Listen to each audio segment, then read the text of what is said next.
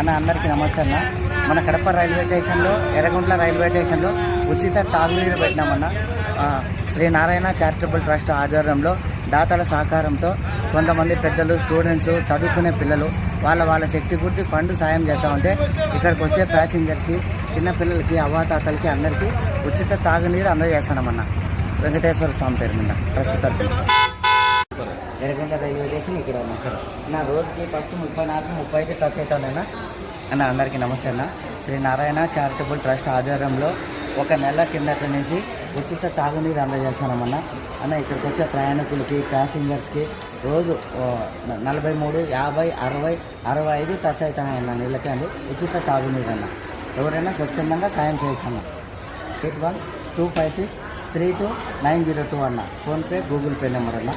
వాళ్ళకి గుట్టి ఎంతైనా సాయం చేయొచ్చు అన్న.